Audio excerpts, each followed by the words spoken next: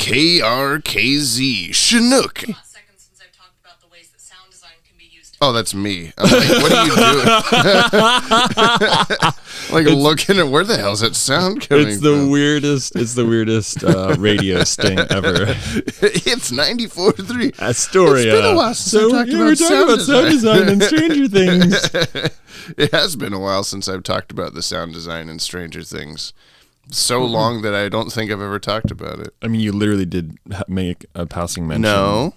No one can prove this. Oh, God. Yeah, you're right. I didn't mention it to you like God 20 knows. minutes ago. God can prove it. God can prove anything. Hey, what are you doing over there, buddy? I'm scrolling to the correct episode on my phone. Remember when we said what time of day it was last episode? It was it's 10:30 at night. Oh God. Now it's 8:30 in the morning. Well, we finished podcasting at midnight. You're right. And then you planned to wake us up at 8, but my body said, "You accidentally slept till noon." And then it was 6:40, and then and then I lay there. I've been awake since then. Oh, really? Yeah. See, I woke up just before 7. God, we probably woke up at the same time. And just lay there looking at our phones. Well, Max kept jumping on the bed and like getting closer and closer, and if I'd like show the side of my face, he'd be like, "Oh, that's a spot that I can lick," and I'd be like, "No, I'm asleep," and so I'd like shuffle the blankets up and over. When an unknown character named Max says, "Oh, that's a spot that I can lick." Max is the dog. Well, you probably know this podcast dog. Podcast dog number 1 of 4. Has Jolie been in here? No. I think, is it just Max and Rose that Welcome are podcast back dogs? to the podcast, everybody. This is Jump on the Bat-Wagon. We're really tired. I'm sorry. If we're really tired, wake up. Let's do the NPR thing. Wake up. Wake up on a Sunday morning. Hillary Duff song from like 2003. I was 30 when that came out, so I can't know that song. It's true. What were we saying yesterday was weird that I was, when you were on campus and the people cycling by. Oh, yeah. Do you want to tell that story before we start? It was a Dylan question of what makes you feel old a few podcast episodes ago. And I went back to my college campus yesterday for the first time in 8 years. And I just walking around and two folks backing up behind me. And all I heard was like 2 seconds of their conversation of, so like, I remember the thing that happened in high school. Like, I think it was like 2017. And I just went, And I'm sorry to the tip-tapricots of the world that like just graduated high school, but like it was disgusting for me to hear someone say that, and I'm sorry. Yeah. I mean, I think it's just always a shock when you're so far, because when you graduated college in 2014. Yeah. Which to some people makes me sound very old. Wait, I didn't realize that we have a 100-year separation between graduating from college. Yeah. Same college, too. Yeah. The old alma mater. I was helping build the first building in 1900. Not the first building on campus, just the first building. Building was pretty new back then. The concept of the building. We used to just live under rocks. Hey, we should podcast. Okay. We're watching Batman the Animated Series, What is Reality? Which I very much helped you guess was a Riddler episode. I think if you go back and listen, you'll find that I just guessed it. That's true. Right, I edited out everything else except you going, "Oh, it's a Riddler episode. It's me, Brian. I said it myself. I'm so smart." Wow, how did you remember what I said so clearly? And since we're recording these in bulk, I can just edit that little clip of what I just said into the previous episode and auto-tune it to sound like your voice. I don't think that doesn't make any sense. This was the 48th episode produced and the 45th to air. Air date Tuesday, 11/24/92. No skipped days, 4:30 p.m. Fox. Nice. Written by Marty Eisenberg and Robert N. Skier, who were the duo who wrote his Silicon Soul, which I said they had never written anything before this for this show, and you were like, but does it mean air date order or production order that they didn't read it? This was produced before his Silicon Soul, so technically they wrote this first. Oh my God. Yeah. That's some science, detective science you did just there. Thank you. Yeah. Directed by Dick Sebast. Sebast. Cat in the Claw Part 2, Feet of Clay Part 1, Fear of Victory, Dreams in Darkness, and Moon of the Wolf. Music by Richard Bronskill, Moon of the Wolf, Heart of Steel Part 1. And animation by... Well, I know it's not Sunrise because... Oh! However, this is the final AKOM episode ever. It's too early in the morning to scream. Yeah, it's the last one ever for realsies. Wow. Well, we're going to have to pour one out for AKOM after this. I figured I have the list of the AKOM episodes prior to this. We should say the episode name and then one thing we really hated about it, okay? Yeah, I'm going to be great at that. The Cat in the Claw Part 2. Just some great explosions at the end of that one. I remember people moving in a really awkward like the red Catwoman's claw. eye like teleporting around her face a couple times. I feel like I remember that being another one of the ones where people like ran in like two different speeds at once. Yeah, probably. Feet of Clay Part 1. Beans. Yeah, Beans. I don't think there's anything really too egregious other than it just being worse than Part 2. It was just Beans. Be a Clown, where Jordan Hill was taller than a van. That's my go-to, but I also feel like the... Birthday Party People. Yeah, the Birthday Party People were cardboard cutouts. Yeah, and weirdly... Oh, God, I feel like I'm doing better at this than I thought I would. The Last Laugh. It's the Captain Clown Toker's Jocko Barge. Actually, that one I didn't remember. Joker's Taco Barge. I mean, I loved the Taco Barge. Mm-hmm. What was there? Was there a really big folly in that? Well, that's the episode that I got us these nifty little pins from. Oh yeah, do you want to explain those pins? The shot of Joker like, Batman, you wouldn't let me fry, would? As Batman's like looking down at him like a cheeky asshole. He's like leaning on the railing. Yeah, I got Brian and I just metal pins of Batman. In that we have matching enamel pins that are like supposed to go over a pocket on your shirt. I think Batman's just peeking out. Hi, it's me, Batman. Prophecy of Doom. Nostromos and the oh god, the freaking planets. I was gonna say the whole planet, the cast iron paper mache planets. Mm-hmm. This is an ode to AKOM here. Yeah, Mad as a Hatter, where his teeth were so hard. Wasn't Batman like jumping across something impossible? He like ran across a fence or something. No, like that, it was like. Yeah, like a chessboard with playing cards or something that he's like hopping. Yeah, he's like hopping between them and his feet aren't touching them or something. Yeah, that's right. Like an inch of his heel, maybe. The Strange Secret of Bruce Wayne, which I think was a pretty good episode overall. There was a couple close-ups of the villains getting off the plane that were like, oh god, there it is. There's AKOM. Yeah, I can't remember. The rest was fine. Cat Scratch Fever. The bullets, and the trash cans, and the everything, and lifting up a lake full of ice. Yeah, just to take a peek. Because I'm Batman. Yeah, just to take a breath real quick, lift up the whole lake. Christmas with the Joker. What was bad in this one? I know we just watched this pretty recently, but it was just kind of Robin was very small. Okay. There were airplanes toy airplanes that changed size depending on the shot. And oh my god, Joker's face was kind of weird in that one. And Joker's Wild, the most recent Joker episode, where his eyes were sometimes not the right shape or color. Bruce Wayne's face changed to Robert De Niro, whatever you said. Yeah, I was gonna bring up the point of the driving the Joker Missile at like highway speed through. I mean, that's more of like a writing storyboard thing than anything, but they could. It's like the runway equivalent of a casino. Yeah. So my point, I guess, with that was every one of the AKOM episodes has something that we remember as, that stupid bad thing. Yeah. So I'm looking forward to memorializing the final AKOM episode, the second Riddler episode, as like, and this was the one with whatever, because I don't remember off the top of my head what the bad thing is going to be. I'm going to try to confirmation bias myself into finding an issue with pants. Pants. Okay. Pants. Okay. How about you? Do you want to try to predict one? I mean, knowing 100% more about the episode than you do, and nobody wears pants, Brian, in this episode. Yeah, that sounds like an AKOM issue. Hey, let's go watch the episode and we'll find Okay.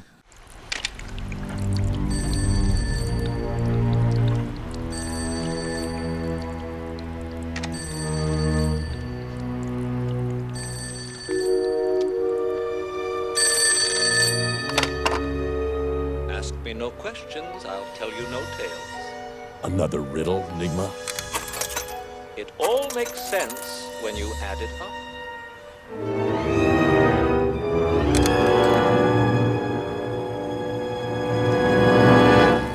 $4 and a penny, sir. Penny. Cent. Red cent. Copper. It's made of copper. And copper is another word for policeman. And no tails would be heads. Police head. Quarters. Police headquarters. Bravo, sir. It does make sense when you add it up. And 4 quarters and 1 penny make 101 cents. So... Police headquarters, room 101. Hey. Hi. Hey. Are you glad AKOM episodes are over? Although I wouldn't say that was necessarily the worst part of this episode.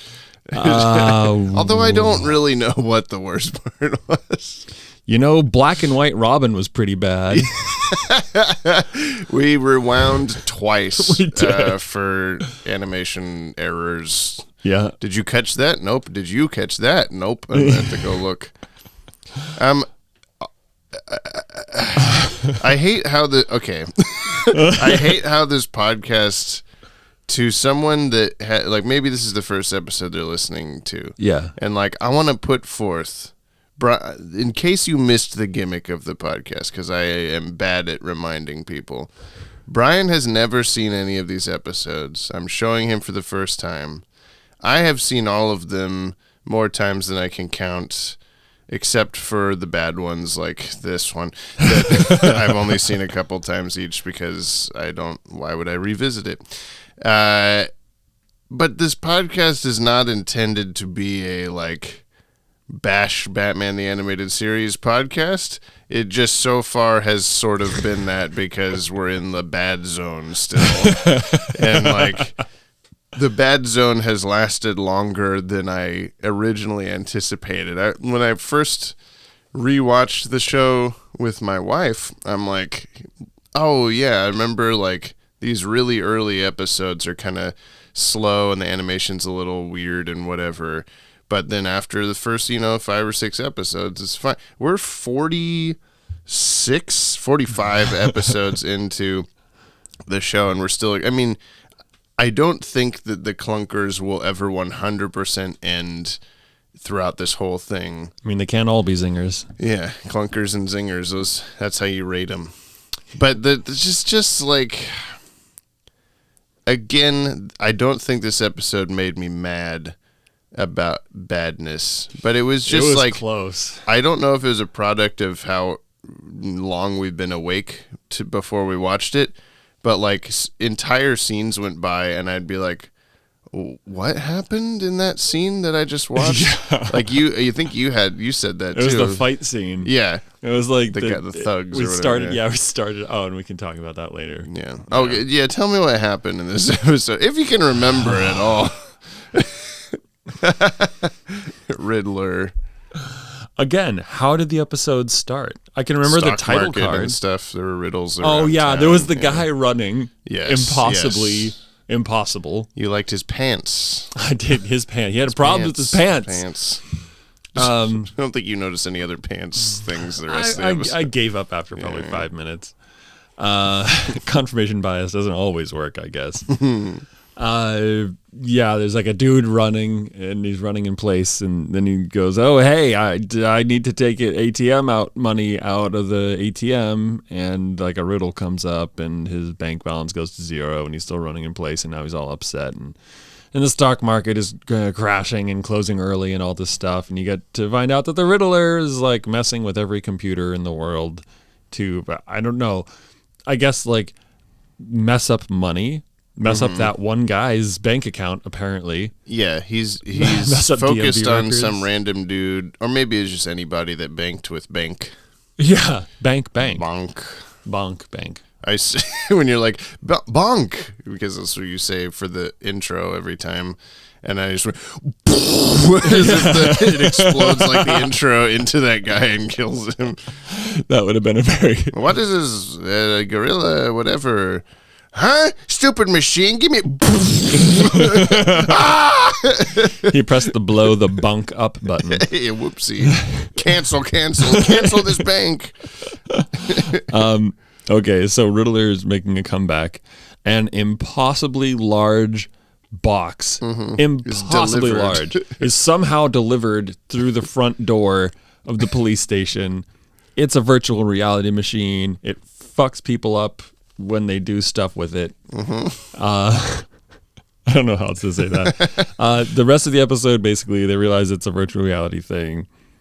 Commissioner Gordon gets trapped in there because he's never used an Oculus before. Right. And Robin being like, kind of like playing a computer game from the inside, huh? And he kind of like passes that comment by, like, Yeah, I know what playing a computer game is like at all. I'm 70 years old or whatever.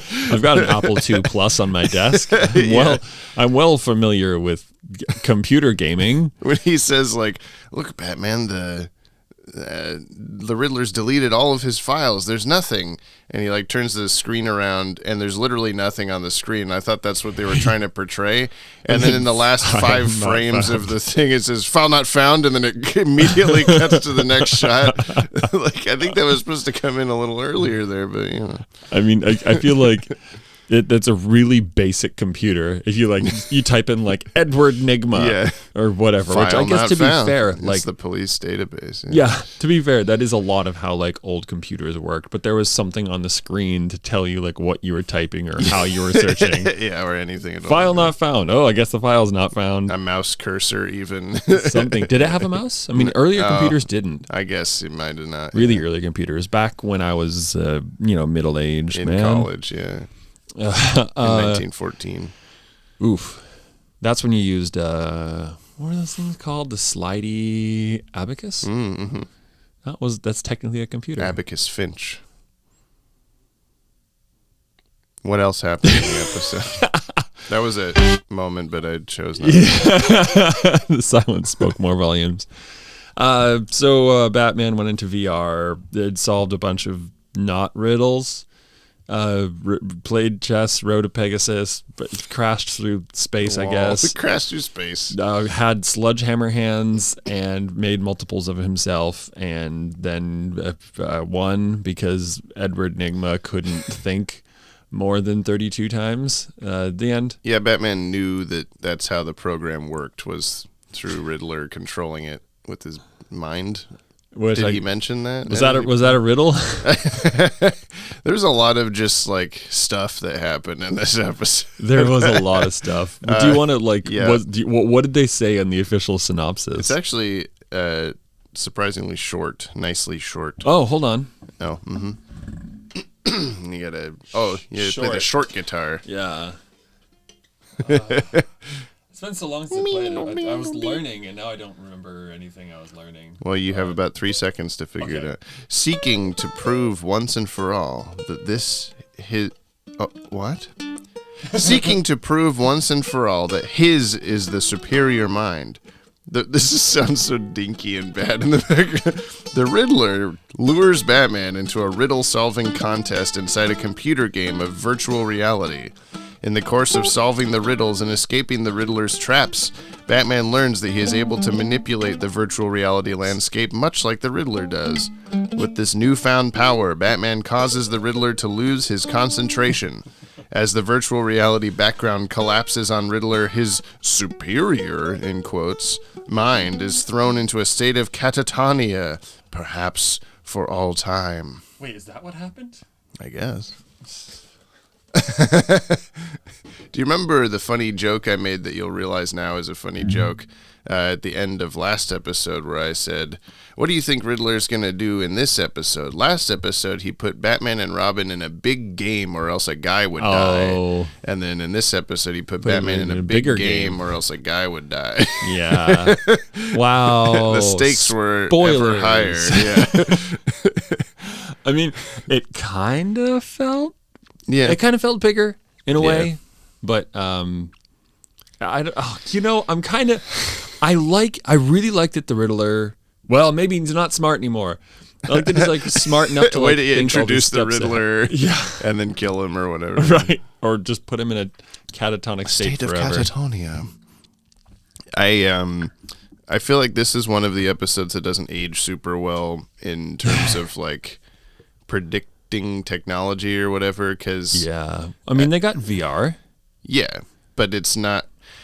It was one of those situations I think of like, this is gonna be huge. Like this is gonna be the thing in somehow in 1992, like that that they were predicting, but it wouldn't be for another 20, 30 years before it was like even really a household thing or accessible in the same way, I guess. I mean, is that a bad prediction or is that a really good prediction? I guess so. I don't know. It just feels like video games, the new hot thing. Put it in the Batman episode instead of just like do it. I guess it breaks up the monotony of like gangster crime lords and the Joker. Yeah, well, it gives them the opportunity to also explore kind of like different physics and things like that. Like do stuff like Batman could never turn into. Why did his costume change on the chessboard? Now I don't know. But it gave him like kind of bat ears. It gave him. He's got a cool. It's for action figures, probably. I don't know. Yeah, okay, that makes sense. I don't think I ever had that specific one, or if it even exists. Oh my God, I'm bumping everything. Also, it's kind of funny. The one thing that I really connected to in the episode was Commissioner Gordon like leaning down and like kind of like petting the stairs, and being like, it feels so real. It reminds me of I can't think of the name. Do you know Oculus games? Yeah. Do you know the one where you like go up in an elevator? Oh, Plank. Oh, have you heard of the game Plank? Walk out onto the plank. Yeah, and then you like fall from like basically you go up in like a skyscraper, you walk out on a board, and then you fall. You just see all the videos of grandmas playing that and jumping into their TVs. And stuff. Yeah.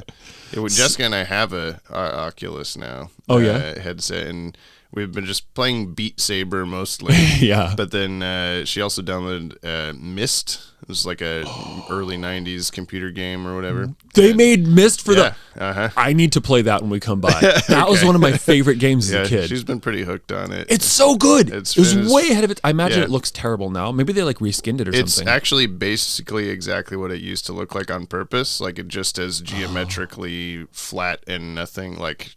Is that hard to navigate through? No, like I played a little bit of it, climbing up a ladder and moving the puzzles around and stuff, but you're actually doing it instead of clicking things or whatever. Have you gotten to the library with the staticky face in the book? I don't know. That was always my favorite part. Jessica was like, I can't tell if this is a horror game or not, because like I feel like at any time something really scary is going to happen, but nothing scary has happened yet. But I'm kind of on my toes. So I think I never played it, but I think they went that way with Riven, which is like kind of the sequel. But anyway, yeah, I don't hate this episode. It's just like it has some cool visuals when they're finally inside the game. But everything leading up to that is like AKOM at its best. Something happened. Just a thing happened. Yeah. What the fuck? Okay, we're watching the episode, and you said the thing about like that scene just happened where Batman fought the goons and it was over. There's an entire scene where I missed entirely how Batman even got into this situation. I blinked and it was just happening. But Batman is on the front of a car that a robot is driving. Yeah. And then the robot drives the car in. He's punching the windshield, and then the robot drives the car into a wall, and it explodes, and Batman manages to jump off in time. What was the point of any of that? Why did that happen? Batman ended up on the roof fucking somehow, and the car's like just there's like some traffic cones there, almost like a driving... How does the car get in the building top? Anyway, we're just gonna gloss over that. He dropped it off with his plane or something. Yeah, He was okay. flying, yeah. But why did any... I mean, it was just. I don't think it was a riddle. I think it was just a like thing to like screw with distract Batman. Batman. So he was like, it was basically like an Okay. RC robot controlled car. To RC. keep it to him. And it was filled with nitroglycerin. And it was like, here's your riddle, Batman. Do you want to be on a car that's going to explode with nitroglycerin and make transparent smoke fire? To keep him away from Gordon so that he could capture Gordon or I whatever. guess. Well, I guess what it led to, again, there's a phone booth on the roof of this building. Fucking why? Are you sure they were on a roof? I'm 80% certain it was on a roof. Okay, I felt like... Because otherwise, because you could see other building tops around it. So otherwise, these are like strangely scaled. Was it the police station? No, because then he had to solve the quarters riddle to get back to where he already was. That's true. Maybe it wasn't I thought it was a rooftop, but it could have just been an AKOM thing. Twice in this episode. No, he came up through the stairwell thing. I don't remember. I blacked out for 5 seconds, and Batman was on a car with a robot. I don't remember how he got but there. But it led to the phone booth thing, which was ringing, and so Batman like picked up the phone, and the Riddler said a riddle, and some change came out, and he's like, quarters. So headquarters, like copper. The penny's copper. It's a cop in room 101 because cents are 101 cents. Was this a thing in the first Riddler episode that I forgot where... I don't think it was this bad. No, what was there like a explanation of, the Riddler is like insane, so even though he's doing a bunch of evil riddles, he like must lead Batman to himself or something? Because twice in this episode, Riddler just... Batman, here's a riddle for you. If you solve the riddle, you'll know what I'm doing or where I am. Or 3 times he does that. Once when the thugs are stealing the Riddler files at the DMV, and he tells Batman, like, my thugs are going to do this. Hope you don't stop them. And then I guess that's the whole point of the Riddler, though, is like, there's no way Batman could solve this riddle. I'll just fuck with him. I mean, I could see that he wants like he wants the challenge. Like he wants someone as intellectual and like capable as him. And so he sets these things to be like, maybe he is. I don't know. Hell, he kind of botched that one, and he does. And I guess it's also a children's television show that has to have easy enough riddles. But then Batman says, like, or Alfred says, here's all the answers to the original riddles from the episode. And Batman's like, of course, Alfred, any fucking moron knows that. Yeah. And where I'm like, I don't know that. I don't know. Am I a moron? Am I stupider than a schoolboy or whatever he said? Are you smarter than a 5th grader? Oh, God. I'm Jeff Foxworthy. The answer's a gorilla sleeps wherever he wants. I didn't know the answers to any of those riddles, and they acted like those were so obvious and just passed them by. I think the thing for me, and this is going to be insulting to the writers, and I don't really intend it to be, but like stick with me on this. Okay. I don't think the writers were smart enough to write an episode as smart as they were trying. Yeah, I think that's the problem with any interpretation of the Riddler that I've ever seen is you have to write like genius level riddles that'll have 20 steps to them, but really they turn out to be just, no, I figured it out. No, that's not what I mean. No? Like, and this is why it's I think it's hard to explain even. Okay. Is that like... Sorry, I'm not smarter than a schoolboy. I didn't know what you were talking about. No, it's like you have to be able to write a character who's going to be like so intelligent that he's almost like incomprehensible. I said incomparable, but I guess that's also true. Yeah. That he's catatonia. No, like in this episode, like the great folly is that like they didn't actually like he's Riddle, Batman. It's just really, especially with my tired brain this morning, it's really hard to like get my words straight. Just to say that like he's not. Can I have some like thinking music here. They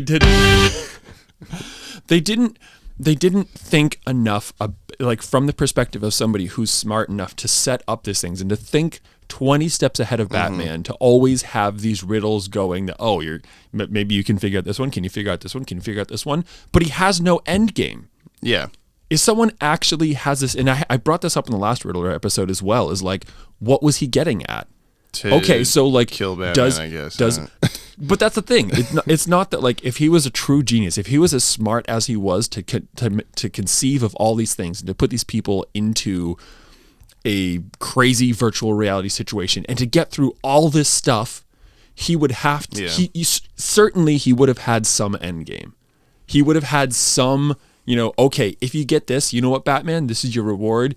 Join me in my crime. You have succeeded. I want you to be my crime partner or something. Yeah. Or you proved that you're smart enough. You're smarter than a schoolboy. You can be on my team. Or it's going to be an Indiana Jones thing. Batman's going to walk through a door. He's going to pull out a gun and shoot him. Yeah. There's going to be some end, but they just kind of always like, oh, there's these riddles. You got me. He's catatonic. He didn't think that far ahead. Yeah. Come on. Well, this is what I'm saying. Like, I don't think that they were smart enough to put out like a more or less bulletproof situation. Right. I really like this Riddler. I get what you're saying. Has opinions. I think I get what you're saying, and I really like this version of the Riddler for many reasons. But I think weirdly, as you're saying that, I'm thinking like, okay, I think the Riddler works best in one of two polar opposite like extremes. Okay. On one end you have the Batman movie that you haven't seen, so I won't spoil things, but thank you. He's like very cryptically intelligent. Like he is thinking 20 steps ahead of Batman at all times, and Batman and Commissioner Gordon are having to like catch up to, we know the answer to the riddle, got it, and they'll go there, and he's predicted that they'll guess the wrong answer and done a thing at that place or whatever. Yeah, and then they'll be like, oh fuck no, we were stupid, it was actually this, and that's actually also a wrong answer. Like he has all, and he's like he's criminally insane, and he's like really unhinged and all this stuff.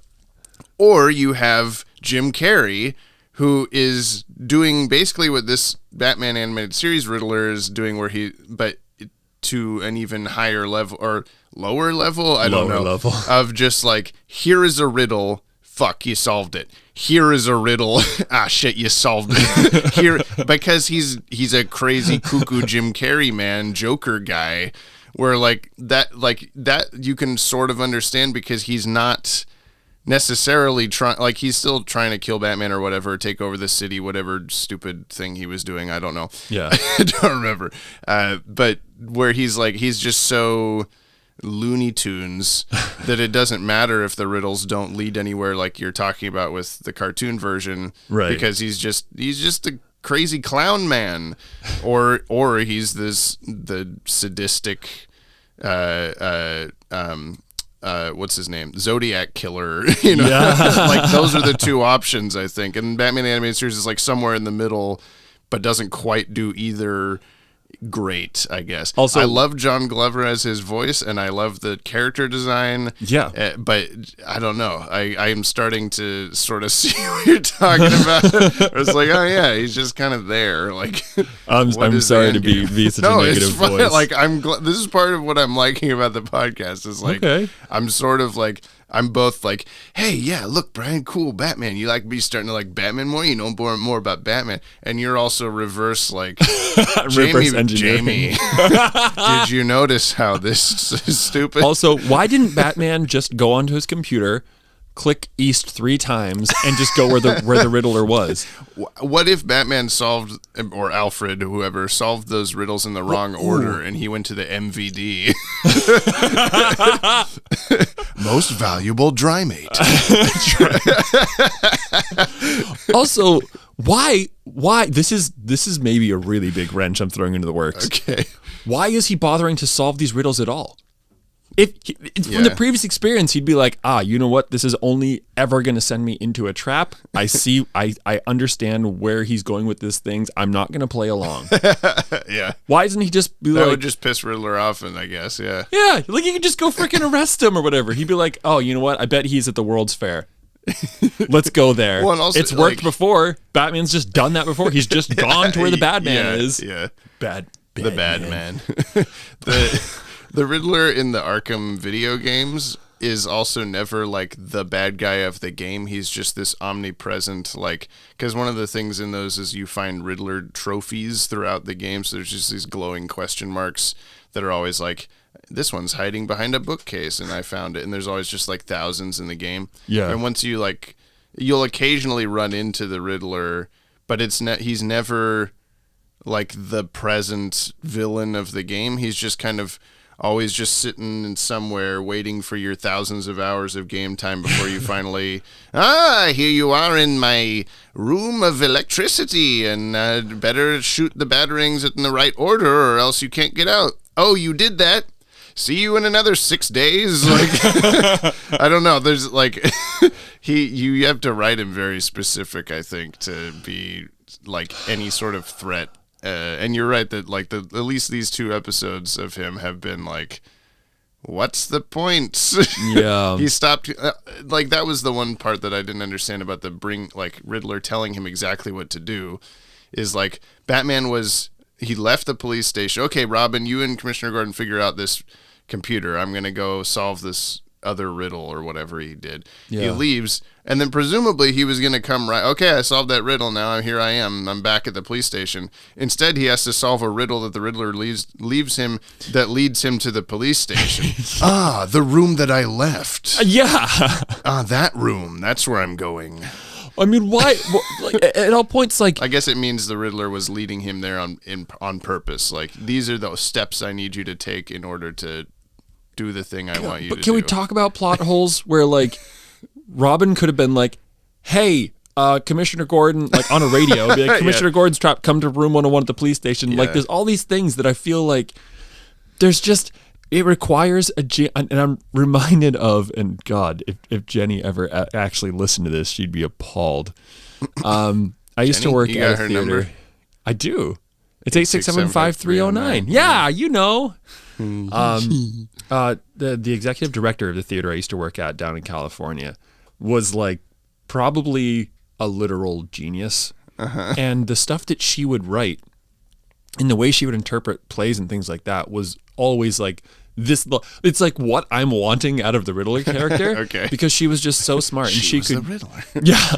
She would be a great Riddler. Batman would be fucked. Ooh. But not like that. But you know, like I feel like I'm left wanting for an actual genius, but it takes a certain level of genius to write a genius, because you have to think like a genius and not just think that you're thinking like a genius. Like you actually have to be a genius. The Riddler gets shorthanded in this show, like they don't use him enough, but it's hard. I get that. That's a really hard. Like the Joker, you can just be like, oh, he does these wonky things. You can think of puns. You can have fun with it. The Riddler, I feel like you kind of have to be premeditate his stories quite a bit in a big way, and not just set these like wild goose chases. That like the Pegasus, because constellations. I don't know mythology. I know stars. Okay, take her right at the constellation Andromeda. What the fuck? Were you? I mean, I don't know if that. You were saying that's not a constellation. It's a galaxy. Okay. It's a star in our sky. And also, like, when Robin says sharp right and Andromeda, what is he talking about? Like, you go into the center of the new galaxy, and then you take a 90-degree turn because space and z-axis. Yeah, that's what I was thinking. Is like, I was stargazing the other day, and I realized that must be farther depth than, I don't know. There's a computer, there's like a website somewhere that lets you see constellations from different points in space. Okay. You're like, oh, here's Orion from Earth, and then you go like a light year or whatever. It doesn't actually look like a guy, you idiot. Well, I mean, it couldn't, because they're all at different spaces, like all at different depths in the sky, and I think that's really. Anyway, I think the reality, and someone's probably screaming right now. Reality? What is reality? Reality? Vi-reality? Virtual reality? That's what your movie's about, virtual reality. Remember this name. Right? Remember these words. Yeah. Vi-reality. You will see it when it comes out. Oh my God, dude. I can't wait for that 50 to be years finished. from now. Nope. Whenever now is. I'm going to unplug Watchtower Database from YouTube until you finish it. No, wait, I'm still inside! Ah! Anyway, it's a kids show, Yeah. and I think that's the thing is you can't make it too challenging, and I think I'm wanting it to be like adult levels of challenging. Yeah. But Well- instead, what we get is an entire scene colored in, and Robin colored in black and white. Yeah. Do you want to move on? Sure. That was your final statement on the episode. In conclusion, AKOM. Yeah. Cast of this episode: Kevin Conroy as Batman, Bob Hastings as Commissioner Gordon, Ephraim Zimbalist Jr. as Alfred, Beverly Banfield as Clerk, And Beverly Manfield as Clerk 2. Clerks 2. Clerks 3's coming out. Did you see the trailer? No. Oh. Yeah. What? It looks pretty fun, actually. Kevin Smith is pretty smart. Yeah. I'm going to give him the benefit of the doubt that it's going to be cool, but I'm a little hesitant. Yeah, I think in general that's always the vibe, but Yeah. it looks good. All right. We'll watch the trailer later. Anyway, I should mention Beverly is spelled Bever hyphen Leigh. Oh, so she's born in California. Oh, okay. Probably. I don't know. Who is Clerk in this episode? Is it who speaks? That's not the main people. I mean, where were they in like a store? Oh, the teller. The bank? The bank Yeah, teller. Yeah. She played the mayor of Bedrock in the Flintstone Kids. Gilda in one episode of Night Court, your favorite show. I love it. And Woman in Little Nemo Adventures in Slumberland. She was born in New York. Ugh. Her parents, I'm going to look up her parents. They were born in California, so they had that California naming convention. Beverly. John Glover as Riddler, Lauren Lester as Robin, and Hal Rail as Broker. Probably one of the stock market guys. He was previously henchman in If You're So Smart, Why Aren't You Rich? So he's just Riddler episode background character. I wonder if he's a friend of Donald Glover. Yeah. What? Well, John Glover. That was 3 people ago. I'm just saying that, like, I wonder if he keeps appearing on Riddler episodes because John Glover's like, hey, I know a guy. I know Donald Glover in 1992 when Donald Glover was probably like 3 years old. How old is he? I feel like he's barely older than me. Let's find out how old Donald Glover is on the podcast. I can't I'm not gonna research guess these things. 34. 33. 34. He's 23. No, he's not. Actually, if you'd believe it, he's a year older than me. Really? Yeah. So he's 76. I mean, today, who knows how old he'll be tomorrow? You got younger, yeah. Wow. I got some decent sized trivs here. Give me some trivs. When Batman first enters the virtual reality, so this first few are Whoops by AKOM. Nice. When Batman first... There's a car alarm going off. That's, you know what, sometimes... Is that your car? No. No, it sounds a bit further. It sounds like it's across the street. When Batman first... There's a car alarm going off. Batman first enters the virtual reality. The first door he sees is labeled ? Riddle ? But afterwards, the door adds says extra question Riddle ? marks. Yeah. Okay. When Wow, so they dropped some and they added one. Okay, because I thought, I'm like, was there 3 before? But I guess I messed up the order. This says, when Robin says, I searched through every file, the inside of his cape changes from yellow to gray, but they don't mention just Robin not being colored at all. In that. Oh, do you want to explain that little folly that you picked out? Well, we talked about it already. Did we? Okay, I can't remember how much There's detail we just talked about a it. shot of them sitting at the computer where Robin is completely in black and white. But everybody else is fully colored, and so is the rest of the scene. Which doesn't make sense to me because the whole thing is it's not like that's masked out of the camera photo of they would have had to paint it gray. AKOM ran out of paint. Why? Yeah, we got black and white. Sorry. When the Riddler's men are evacuating the police records room, the door says authorized personnel only, which I think I said it. When the Riddler's robot-controlled van soars through the police records building, okay. Towards the police records building. So I think it was on the ground. Was it? With Batman on its engine hood, he punches the windshield and cracks the glass, but in the next frontal take, the glass is intact for a single instant before Batman punches it again. Awesome. Yeah. Bruce Timm was not satisfied with the episode. Well, surprise. Although he ironically complimented AKOM's work on it. He stated, "Virtual reality is too science fiction-y for our show. While it may be conceivable that it will work in 4 or 5 years, Batman transforming himself into a Black Knight and flying around on a chessboard is unfathomable to me. Strangely enough, it's one of AKOM's better shows. They pulled off all the special effects really well." I think I will give him that I liked the Riddler and Batman splitting apart effect. Yeah, I think I think AKOM, you know what? Since their last episode, let's give them some congrats. Yeah, good job.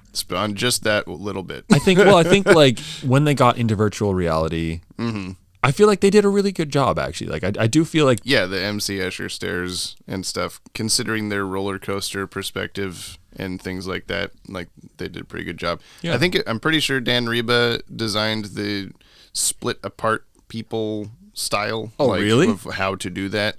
And I was pleasantly surprised with how well AKOM's perspective on that was too, because like the side to side ones are like, okay, yeah, anyone could do, but then he does like forward to backward splitting also, and it looked pretty good, like 3D space wise, and like lines of Riddlers, what is that, parallaxing past the camera. That's a fair point. I didn't really think about that. That's a hard effect to accomplish. Which nowadays would just be like something you wouldn't even pick up on, but like, okay, AKOM 1992 Batman the Animated Series. When you do it by hand, that's like a big deal. Yeah. Now you just probably set your like X, Y, and My Z. layer is farther away. Yeah.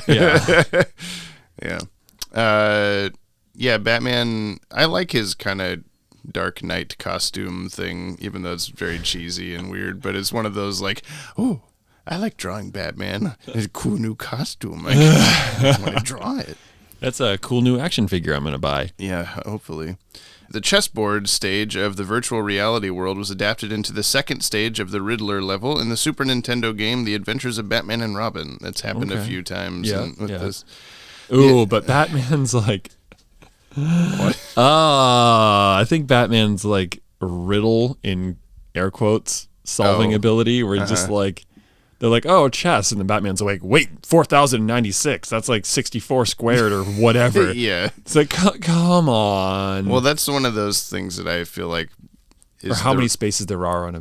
on a chessboard. But that's one of those, like we're talking about, where like the Riddler is just leaving a very obvious riddle or whatever. Like here, there's only one answer and only one way to do it, and Batman will figure it out because he's Batman, kind of riddle that just constantly happens. Let's see. The idea of Riddler leaving behind a numeric pattern hidden in the questions of past riddles was later used in the feature film Batman Forever. Wow. The look of Nigma's virtual world was inspired by the works of famous surrealist painters. The staircases Gordon and Robin walked on, trademark of MC Escher. The train emerging from the fireplace was an homage to René Magritte's Time Transfixed. And the place where Nigma and Batman had their final confrontation was a nod to the paintings of Giorgio de Chirico. I can't say things. Cool. Though the Baxter's box is a clear ripoff of the Rubik's Cube, the name Baxter may be based on Nick Baxter, a software engineer who is well known in the puzzle world. He was part of the U.S. team in the first World Puzzle Championship held in 1992, the year Batman the Animated Series premiered.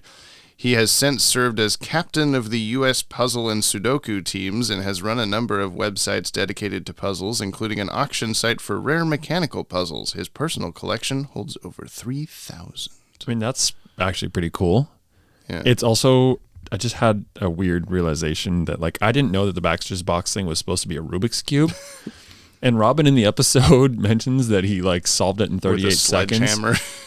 Can you imagine going to like a cube solving, like a speed cube event, and like, okay, solve this, and someone like smashes it with a sledgehammer. They're like, wow, he did that really fast. Good job, kid. I assume he just did it at home or whatever. Oh, You're talking to the guy that's not like set a world record, but just like in my bathroom, I solved the Rubik's Cube.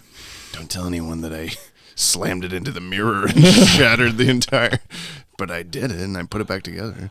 I mean, yeah, that's fair. I guess Robin is he supposed to be an idiot? I don't know. I was just about to say, I don't know. Is Robin smarter than a schoolboy? When he's like, Batman's trying to solve the Rubik's Cube inside the game, and Robin's like, no, I got this. But you already told us you only beat it by breaking it, so I don't think you do got it. Yeah, I do kind of like the homage though of Batman being like sledgehammer hands. Yeah, I can control anything in here of myself, so I'm gonna make big hammer hands. Yeah, which I guess that just all it did was make the Riddler mad, which led to Batman solving the computer by making Riddler mad, but. Yeah, you can't think this much. Oh, you're right. Yeah, I know. I that did for some up to reason. this moment.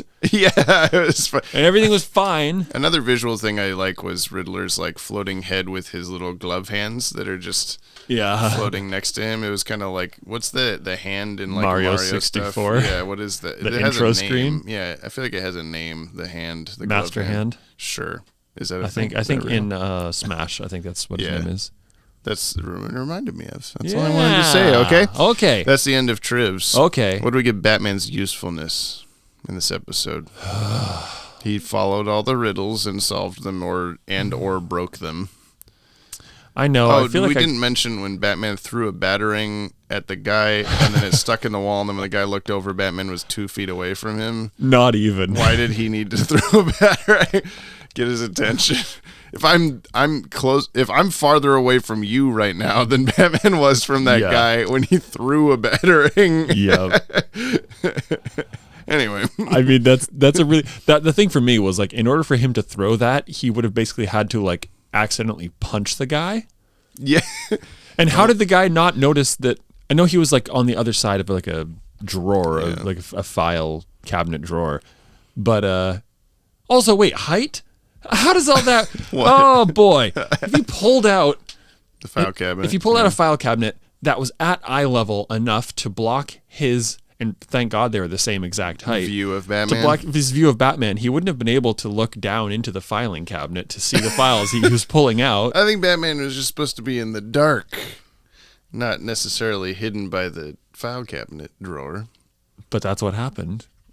No. He closed it and it was like it revealed because that was like blocking his head. It was blocking the camera's view of Batman. Oh, that's true. I guess the camera could have been low. But then he would have just seen. Nope.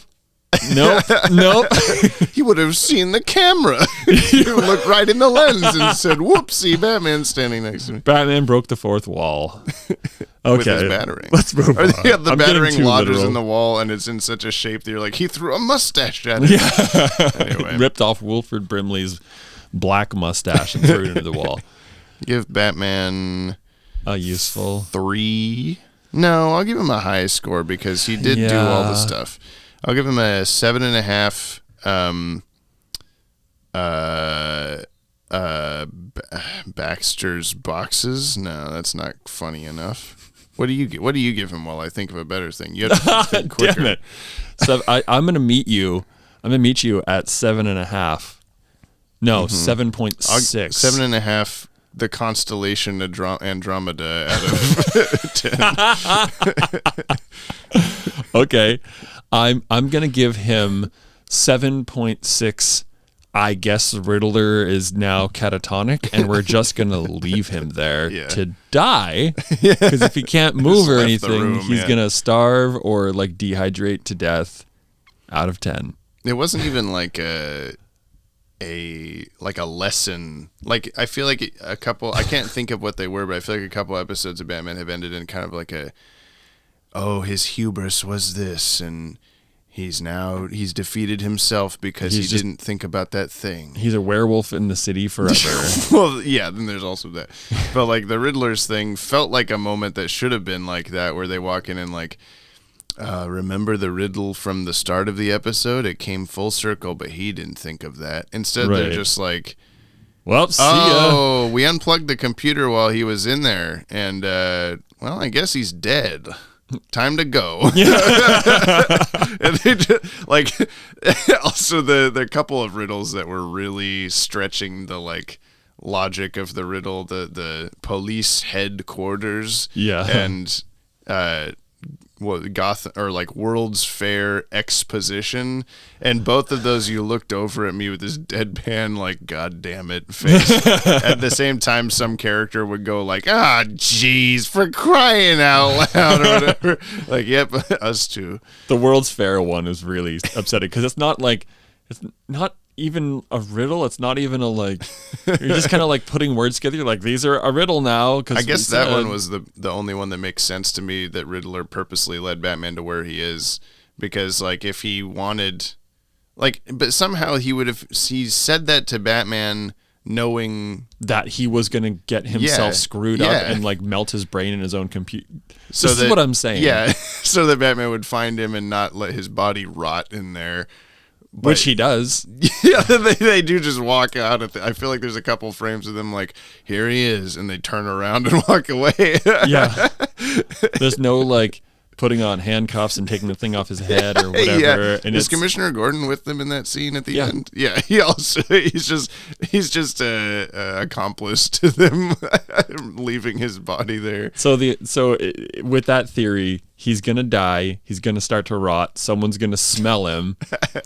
Or find his corpse, and the police are gonna have to come back and now clean up a mess rather than just like, let's take this alive guy, Daniel Mockridge, to find Riddler's rotting corpse and go, I can't have to sleep with my shotgun anymore. He's right here.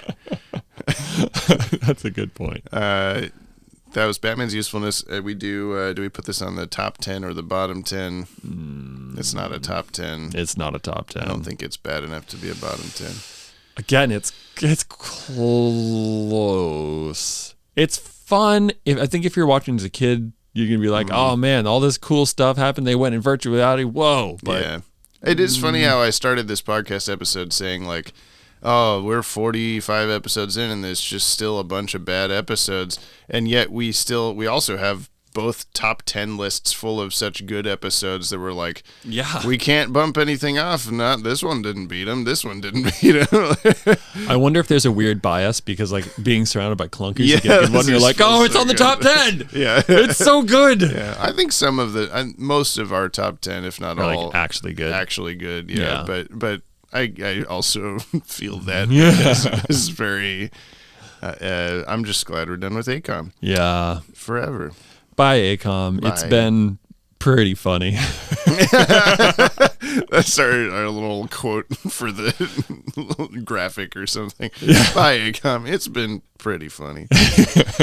And then light wraps. There was the shot of Batman shining the flashlight into the car that was actually kind of cool. Yeah, that was a good light effect. Robot corpse in there, and do we count, like, Riddler's body stretching apart as a light thing? I don't know. We should maybe change that from light wraps to just, like, interesting artwork or something like that. Cool effects or something. Yeah. So let's call it cool effects. Cool effects. And let's say, cool the body's KEWL and then FX. Cool effects. Or how about KEWL F-ECKS?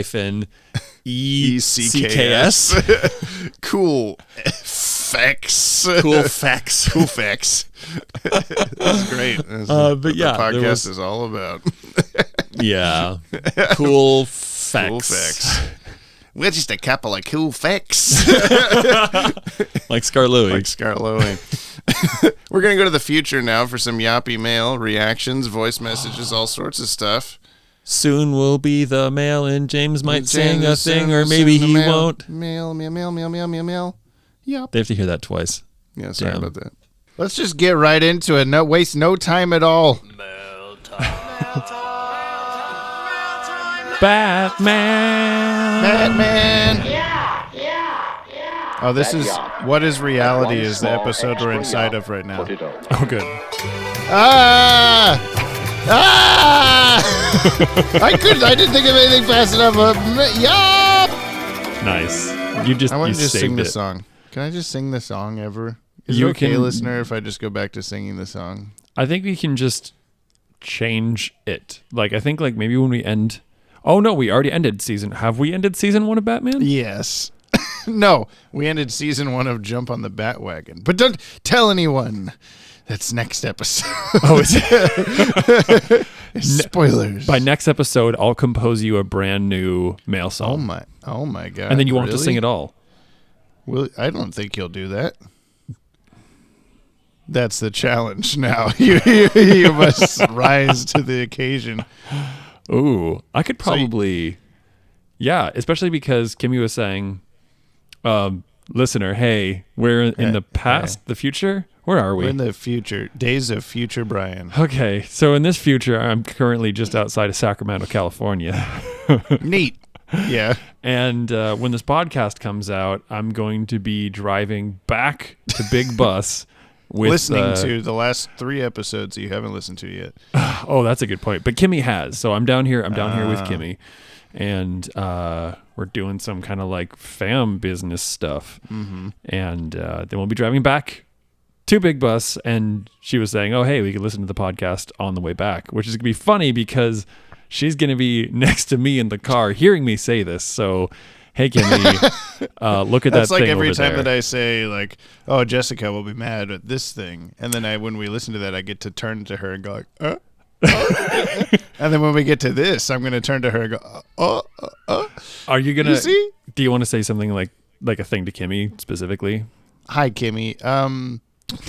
I need you to compose the next Mail theme song on your ukulele. I can predict that she's looking at me now, giving me the like. There's no way I'm going to do that. But I'm like, no. I'm absolutely going to try to talk her into it.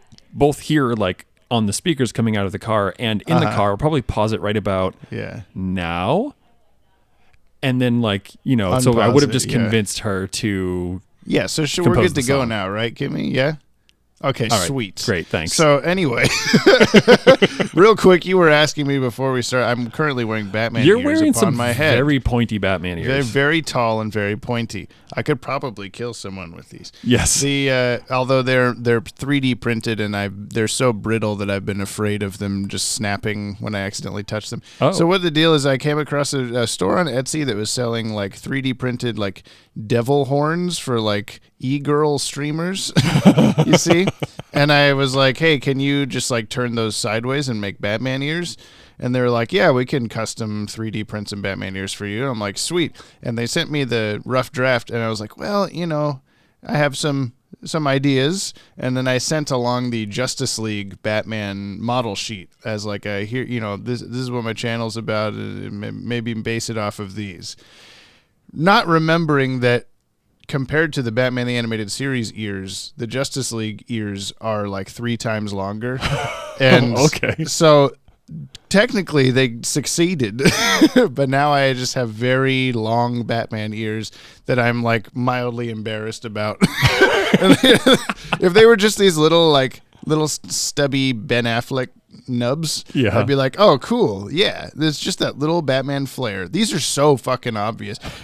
Anyone I'm going to do a stream soon, hopefully, and you'll get to see. Oh, man, I want to see that. Anyway, there's mail and stuff. Let's do a mail thing. This first one comes from Scotty Cameron. Hey, Yoppie dudes. This is an email. I took a few pointers from Keen Machine by adding my voicemail as an email attachment just so I could get a few things in before the voicemail. These are super brief. 1. I was the listener who pointed out Two-Face's resemblance to Herbert Landon. That's the Spider-Man character with the green half face. Right. That was voiced by a person that was in the last episode that I already don't remember. Speaking of pizza, I work at a pizza joint that Randy Santel and his girlfriend Katina visited. Here are the videos. I looked at them. That's cool. I think this is some sort of foodie YouTuber that I've never heard of, though they have millions of subscribers. Oh, cool. I just don't watch. I don't watch that kind of stuff. Not that it's not bad stuff. Unless it's, what's that guy that just drinks, like, lime juice just for the fuck of it? Like, he'll just drink disgusting things. L.A. Beast, I think. Joe likes that guy. Anyway, Jamie says Yoppie Foods and the red light on the reverse bear traps changes to green, freeing the AKOM staff. This is how the Riddler reacted.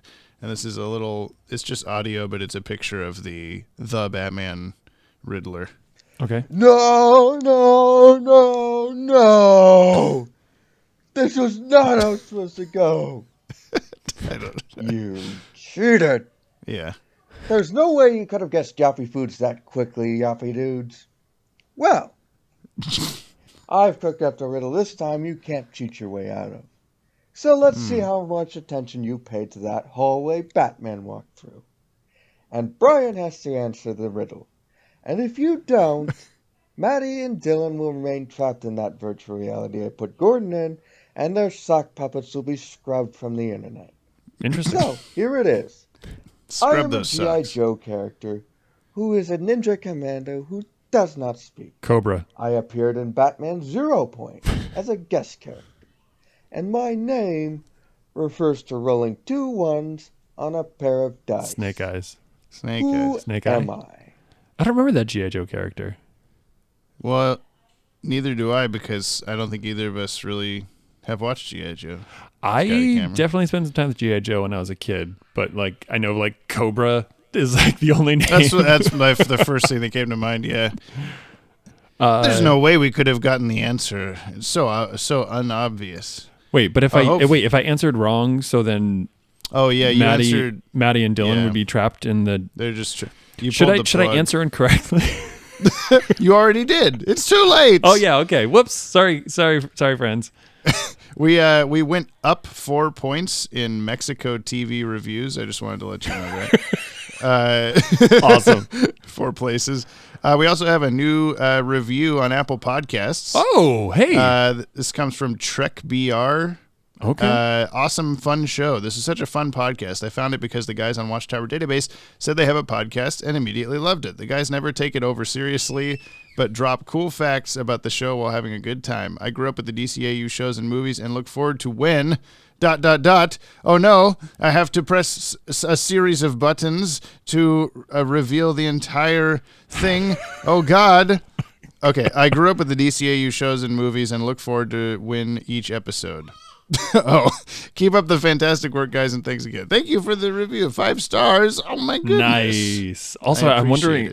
God, there's so many people that like grew up with the show, and I can't help but wonder if everybody just has those those VHS things. Yeah, that's come up so many times. It came up a couple times outside of this podcast recently, also. So it's just like I've heard it. I've heard it outside of the podcast as well, and so now I'm just like, if someone's like, "Oh yeah, I grew up with the DC," I'm like, on the VHS, like the Robin VHS tape. That was my favorite. yeah, you just make shit up. Yeah, I had the Riddler tape personally.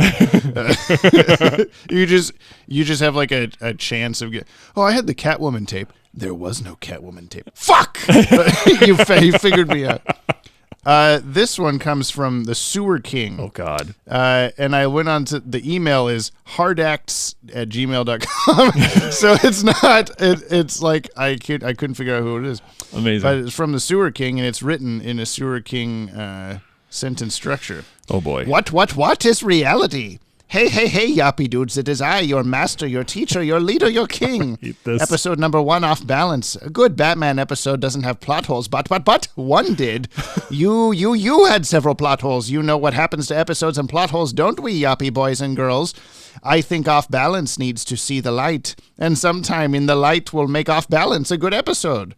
The Batman 2004 had a much better Count Vertigo episode titled Vertigo. And this one actually features Green Arrow. Yes, it did. In fact, in the episode, Count Vertigo is responsible for stranding Green Arrow on the island in the episode. Yes, he was.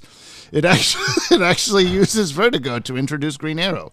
Episode number 2, What is Reality? I must say to AKOM, bravo, you have caused everyone a great deal of trouble. Yes, you did. You subjected us to Jordan Hill being as tall as a truck, and you ruined my beloved Joker-mobile. Now you are finished, AKOM. Now I will sub-comment the one and only Dylan Pollock. Yes, I will. I am definitely not Dylan Pollock, reusing and renaming Maddie's reusing and renaming Wow, I can't say this sentence. I am definitely not Dylan Pollock reusing and renaming Maddie's Hardak Wow! Holy shit! Jamie, come on. 4th time's a charm. I am definitely not Dylan Pollock reusing and renaming Maddie's Hardak bot. Nice. Stay, Yoppie! Thank you, Sewer King. I appreciate it. I hate you, Sewer King. That was actually a voice message from the Sewer King. Can you tell? Yes. This is contemplations of the week from Tip Tapricot. My voice is broken. All right, here are the contemplations of the week for What is Reality. First, I think it's really funny that, James, you mentioned watching Vireality with Brian, surprisingly, for this one, because just from the titles alone and the subject matter, even though I don't know what happens in your movie, it seems very similar with, virtual and reality. I liked the scene where all the cops drew their guns all at once. I think that's very accurate, at the slightest provocation. So they have good cop representation. Wow. I also think that none of the riddles that Batman solved made sense in the way that he logicked them out. They didn't need to get to that conclusion. That was a wonderful plot device. But I did really like the trippy animation and thought that it was a really interesting watch and an interesting prediction of where our tech would be today. Oh, also not to take away from Dylan Pollock, but I do have a question. Do you guys watch the theme song every time you watch a new episode? Yes. Stay Yoppie. Yes, we do. And James has lyrics to it. I know. I contemplated writing out the lyrics today, but I was too busy. I have my lyrics that I sing to it since like middle school. They're definitely middle school lyrics, but I don't think we should repeat them here. I mean, half of them. I'm trying to think. What is the worst? What's the worst part? Well, that's the theme song. No, I'm saying that's. When he throws the batarang and the guy's guns fling out of their hands, I go, "Oh shit!" But I don't know. I always like the "you can't see his face" part. Yeah. Well, I'll do it someday. But yes, we do listen to it, watch it every time. No. Anyway, Keen Machine, what is reality? Whoops, just realized it's Wednesday and messages are due. Please don't give me a tardy slip. I'm a good noodle. Greetings, James and Brian. Hey. So, I just realized not very long ago that it is, in fact, Wednesday, my dudes. So, here we go. Number 1, question. Why did the bomb squad, SWAT team, whatever department of the police force that this group is, think that pointing all their guns at what they presume to be a giant explosive would be helpful in any capacity? Unclear. There is no answer to this riddle. Truth. Number 2. Did the Riddler invent the metaverse? Question mark. Number 3. I do like the concept of someone trying to erase their identity and the commentary on how difficult that is in a digital world. That is interesting. The rest of this plot, not so much. Unfortunate, because the Riddler is a great character and there is better Riddler episode content to come. Awesome. That is all. Keep it keen. Okay. We'll keep it keen. I can keep it keen. Yeah, that I like the metaverse thing. And I like that everyone's like queuing in on the cops and their processes here. Yeah, the slightest twitch of something and there's fuck guns. Guns now. Go. What do you expect to do? Yeah. We should maybe can you do like a Watchtower video on the no, maybe not. Maybe not. I'm going to stop right there. What's the next message? This is from Dylan Pollock. Cut myself into pieces. That was Batman's last resort. Hello, it's time for the Thoughts of the Week from Dylan Pollock on What is Reality, or It's No Surprise to Me, I Am My Own Worst Enemy. That should be Riddler's theme, as he just continues to give himself away when he is several steps ahead of everybody else.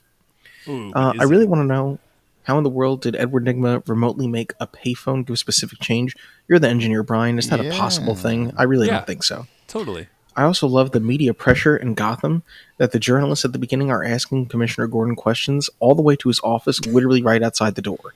They were allowed deep into the police station to follow him while continuing to ask questions. Not a thing that I can imagine in reality.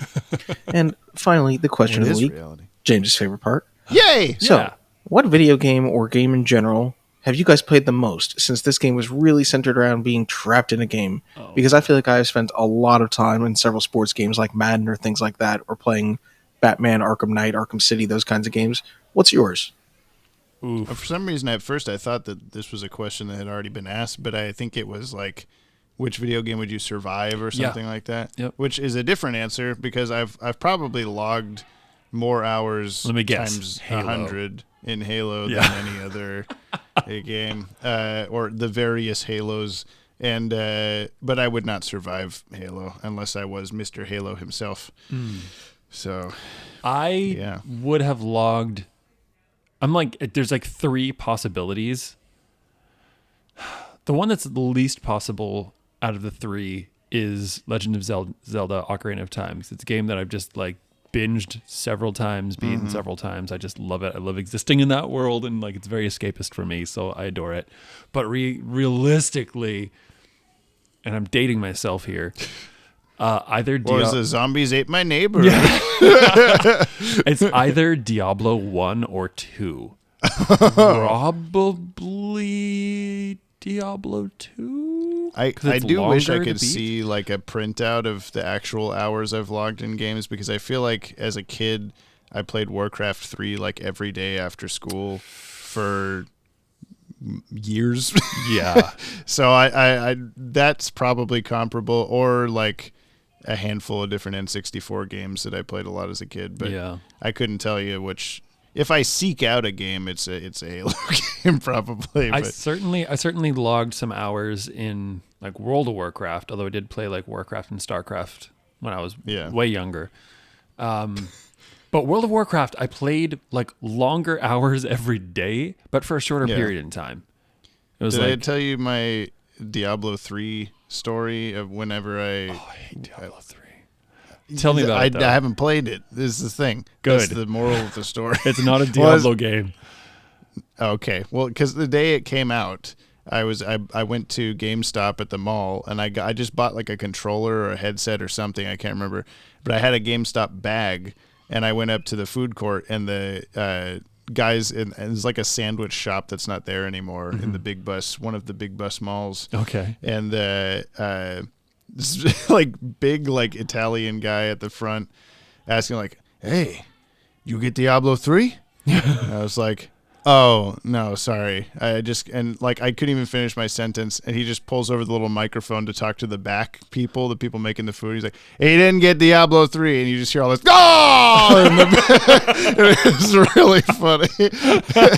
They were so disappointed in me, but maybe they hadn't played the game. If you're saying it's bad, I don't know. I mean, it's a cool game. It just doesn't have the like heart and spirit of a Diablo game.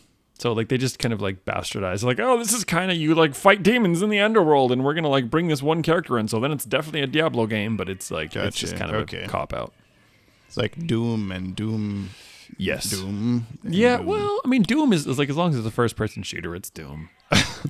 With demons. This is from Scarface Nate. There's no subject line. I don't know what it is. Hello, James and Brick. Yeah. Things have been rough mentally and emotionally, and I've just gotten over a cold, but I'm back and I'm ready for action. All right. So as you all know, back, last buddy. week's episode, as I like to call it, don't watch this episode while high or drunk.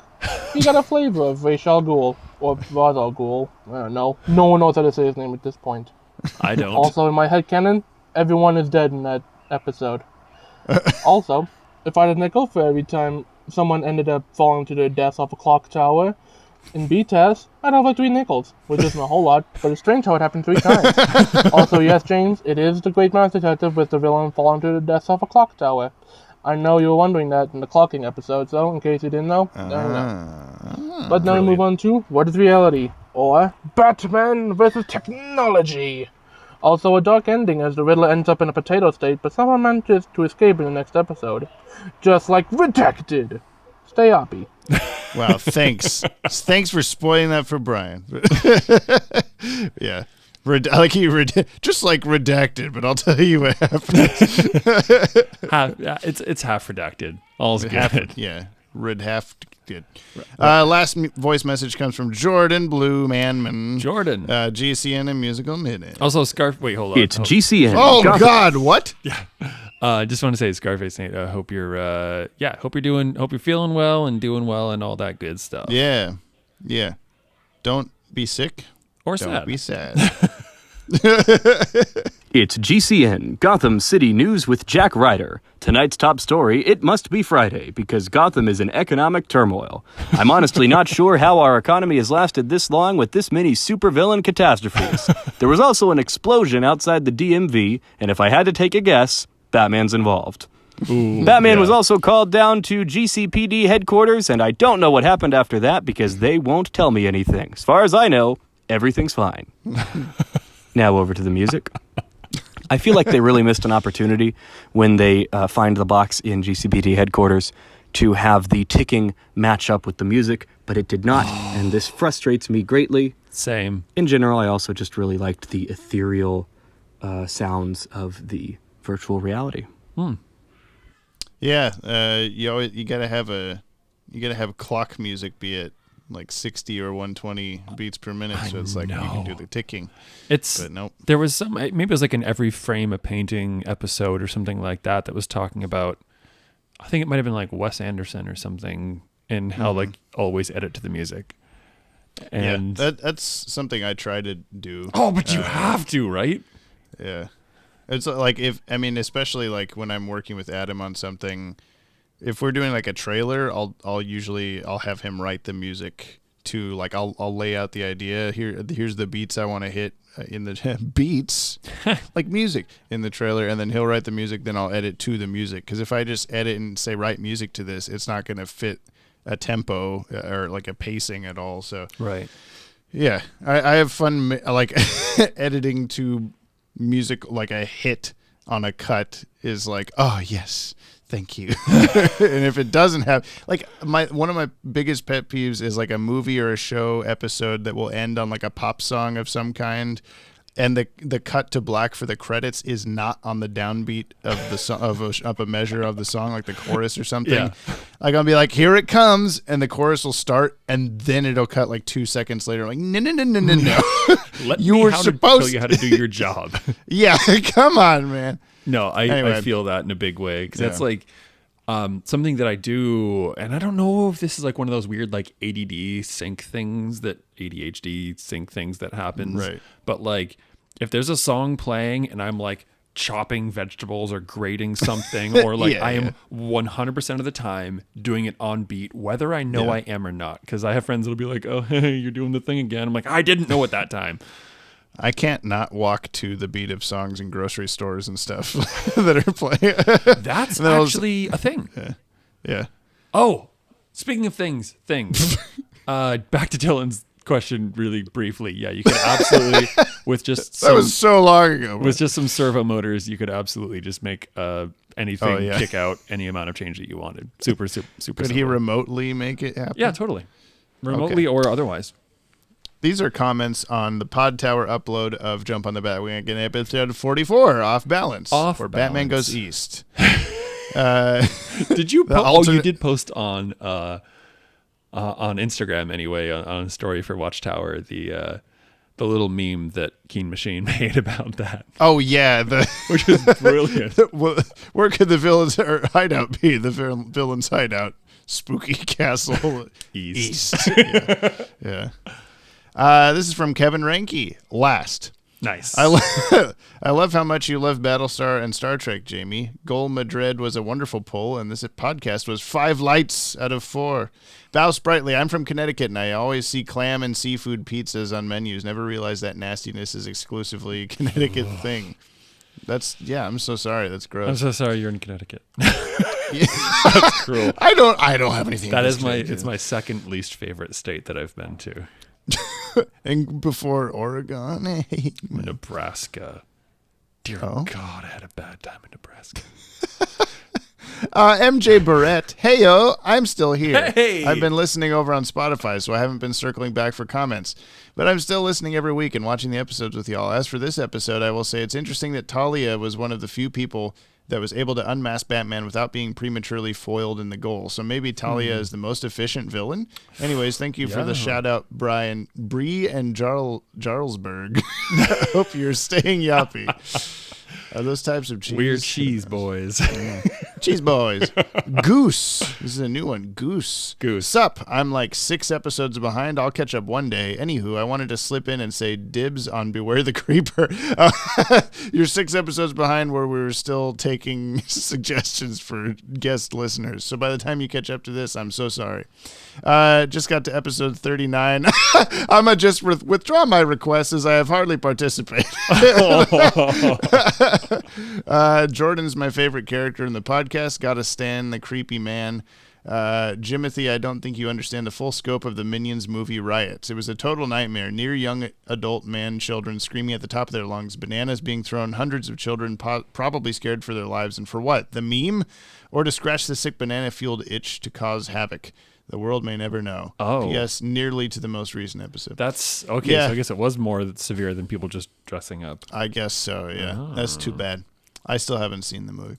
Cooney Phoenix, ayo, apologies for the lack of comments, but I've definitely been listening to these episodes as they come out. Amidst the many things both exciting and stressful happening to me, I'm glad I still have this and some other things to look forward to from week to week. Oh. Okay, so if there was one episode of BTS, I'd have to award and the plot is... Hold on, let me Google this award. It'd be this one. It's not even my least favorite, but I keep forgetting it even exists. That said, after today, I believe I will be able to remember it simply by the word East.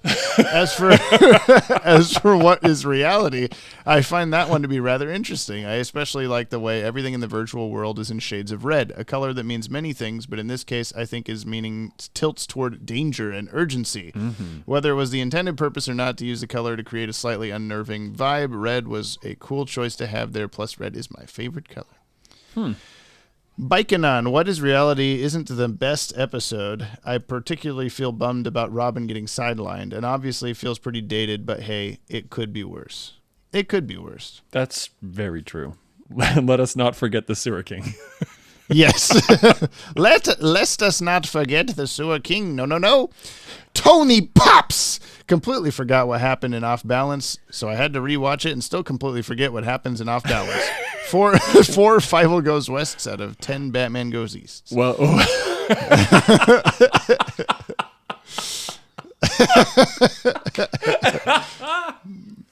oh, that's brilliant. That was so funny. I forgot exactly what I was going to say. Oh yeah, I don't know. You breathed in. I was going to comment on, how hard it is to do synopses on some of these episodes, which are rather forgettable. KM, this episode was really mind-blowing. It blew Riddler's mind. All jokes aside, What is Reality is an okay episode. We were finally at the last AKOM episode, and my favorite AKOM mistake is in this one. Robin is in black and white in a completely colored scene. They forgot to color him. I don't know how that could happen or how nobody noticed this before airing. I wish those virtual reality scenes went to TMS or Sunrise or any other good studio. Those would have been much better. Did we talk about... I don't remember if we talked about it on the podcast or not, but the fact that you mentioned that the cells themselves would have been transparent, so they would have had to have illustrated him in black and white? They would have painted him that way. I don't know. That doesn't make any sense. No. I'll never know. I think you two could start a reverse podcast after this one's over. Concept is watching a show Brian has seen, but James hasn't, like Frisky Dingo, Gravity Falls, or Over the Garden Wall. Or all of these things. There has been quite the buildup of like, oh, I haven't seen that show. We're going to call it Jump Off the Bat-Wagon? Bry-wagon. Jump off the Bry. I feel like we've had this conversation. We probably have. Probably on and the we podcast will again. Even. Yeah. We will. Banana Man says okay. Okay. People are starting to there's new people commenting, and they're putting the pronunciations of their names as part of their username. So, because you're so bad at this, Jamie. Junegi, it's a hard G. Fulmer. Junegee. Junegi Fulmer. Junegi? Or is it like a yeah sound, like a unigi? You have to write out the pronunciation per each syllable letter. For me. Sorry, yeah. Hello and happy 50th produced episode. Hey, Off Balance. Fitting that 50 was your big joke in this, and this kept saying 50. 50. Fitting that such a milestone would be so unanimously well received, but no major plot holes. I'm looking forward to your coverage of What is Reality, a title that is just as fitting for Off Balance. I've heard that there was a Mean Girls musical, of which I only know one cast member by name, so we share Mean Girls cast forgetfulness.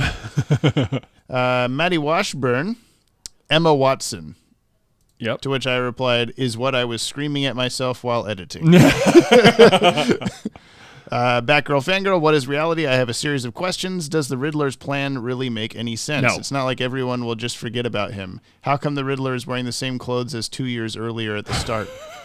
Do you remember that? His first episode, 2 years prior to the episode, he's in the same clothes. I didn't. He just has the Doug closet. Yeah. The same or outfit. Simpsons.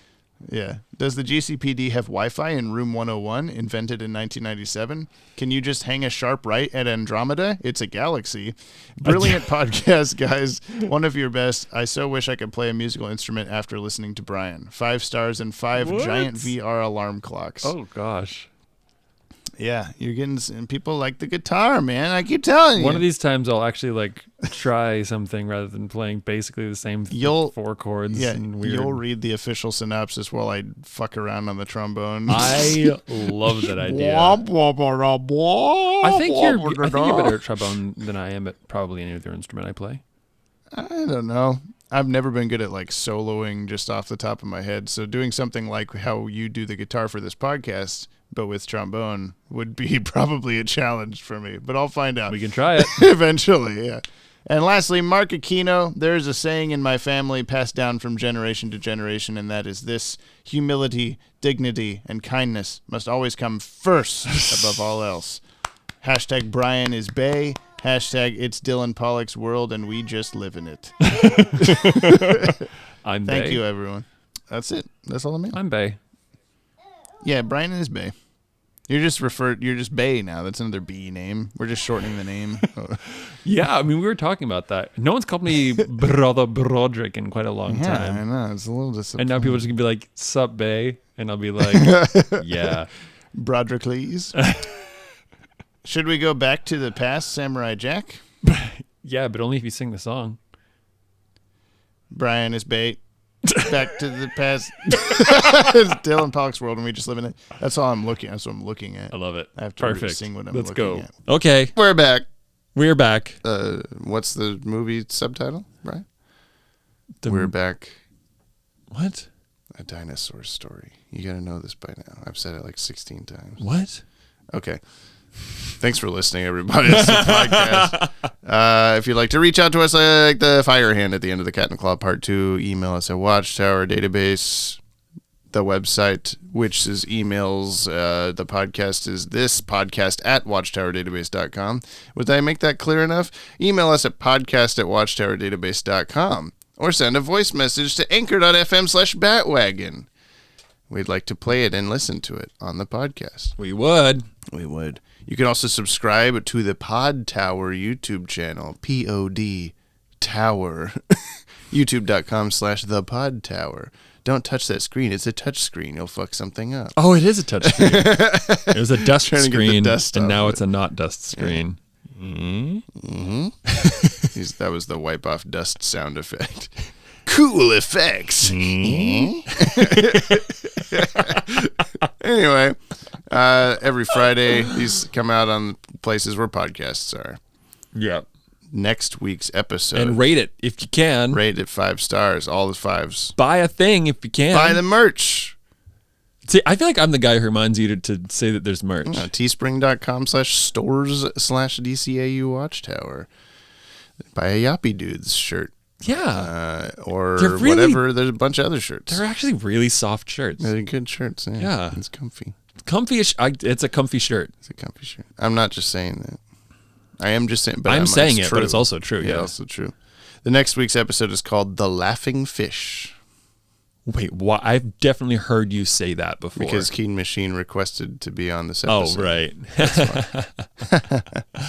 And guess what? He is on the episode. What? I mean, we're going to say that and then we'll mess up the recording somehow. And it's gonna No. The Laughing Fish. I'm going to guess, is there a fish villain? There's Killer Croc is aquatic anyway. I think you're focusing on the wrong word. Laughing. Oh, Joker. Oh, Joker. It's going to be a joke. Fish. Who's a fish? Is there a fish? Poison ivy fish is a plant which is Fish. Which is a fish? Fish plant. Poison. It's a poison ivy. Okay, my prediction. Poison ivy. And the Joker. Penguin. No, penguin eats fish. Okay, it's a penguin episode. He's gonna eat poison ivy. Oh no! Heroes don't do that, Brian. I meant the plant. Yeah. And he's gonna throat's gonna swell. I'm sorry, I give up. That's the end of the podcast episode. See you next week. Bye, everybody. Bye, listener. Thanks for making it this far. Appreciate you. We love. I could escape that easily too. But then if the planet were equitable, I'd still have my old job. No! No, not yet! No!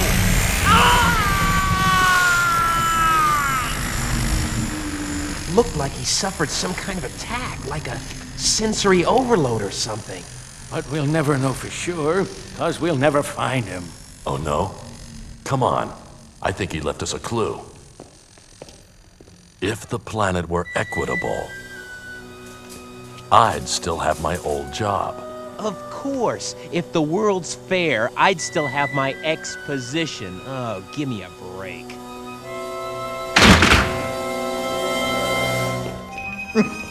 Looks like he didn't escape his virtual reality in time. You mean he's been trapped inside his own program? Could be. And how to get him out may be a riddle no one can solve.